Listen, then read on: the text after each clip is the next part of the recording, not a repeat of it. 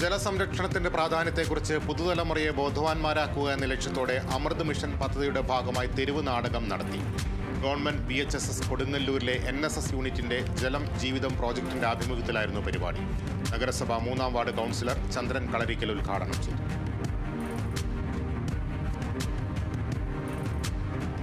എൽത്തുരുത്ത് ശ്രീകുമാര സുബ്രഹ്മണ്യ ക്ഷേത്രത്തിൽ സൗഹൃദം കുടുംബ കൂട്ടായ്മയുടെ നേതൃത്വത്തിൽ ദീപക്കാഴ്ചയൊരുക്കി. ക്ഷേത്രത്തിലെ മണ്ഡലപൂജ സമാപനത്തിന്റെ ഭാഗമായാണ് ദീപക്കാഴ്ചയൊരുക്കിയത്.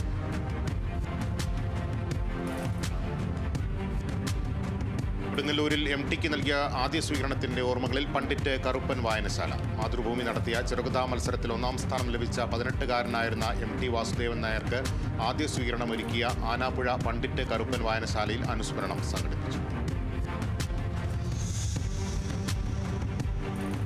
Alappuzha Iramathur R. Shankar memorial SNDP ശാഖായോഗത്തിന്റെ നേതൃത്വത്തിൽ ശിവഗിരി തീർത്ഥാടന സമ്മേളനം നടന്നു. ചെങ്ങളം തെക്ക് ശിവഗിരി പദയാത്രാ സംഘത്തെ ശാഖായോഗം പ്രസിഡന്റിന്റെ നേതൃത്വത്തിൽ സ്വീകരിച്ചു. ഫാദർ ഡീക്കൻ സാം ജോർജ് സമ്മേളനം ഉദ്ഘാടനം ചെയ്തു.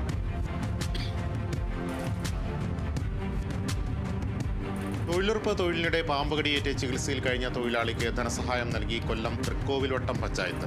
1.5 മാസത്തോളം കൊല്ലത്തെ സ്വകാര്യ മെഡിക്കൽ കോളേജിൽ ചികിത്സയിൽ കഴിഞ്ഞ തൃക്കോവിൽവട്ടം സ്വദേശിയായ തുളസീധരനാണ് പഞ്ചായത്ത് 8,04,000 രൂപ കൈമാറിയത്. കേരള കോൺഗ്രസ് ബി തെക്കൻ മേഖലാ സമ്മേളനം ഈ മാസം 29-ന് കൊല്ലത്ത് നടക്കുമെന്ന് ഭാരവാഹികൾ വാർത്താ സമ്മേളനത്തിൽ അറിയിച്ചു. സമ്മേളനം മുഖ്യമന്ത്രി പിണറായി വിജയൻ ഉദ്ഘാടനം ചെയ്യും. സമ്മേളനത്തിന്റെ ഭാഗമായി നഗരത്തിൽ ശക്തി പ്രകടനവും നടന്നു.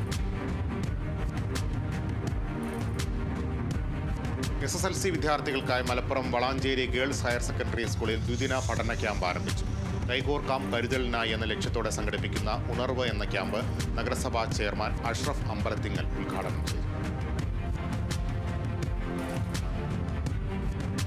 കേന്ദ്ര സർക്കാരിനെതിരെ തൊഴിലുറപ്പ് തൊഴിലാളികളുടെ പ്രതിഷേധം. കൂറ്റനാട് പോസ്റ്റ് ഓഫീസ് ഉപരോധ സമരം തൊഴിലുറപ്പ് തൊഴിലാളി union Thrithala area secretary KP Srinivasan ഉദ്ഘാടനം ചെയ്തു. തൊഴിൽ ദിനം 200 വർദ്ധിപ്പിക്കണമെന്നും കൂലി 600 ആക്കണമെന്നും സമരക്കാർ ആവശ്യപ്പെട്ടു.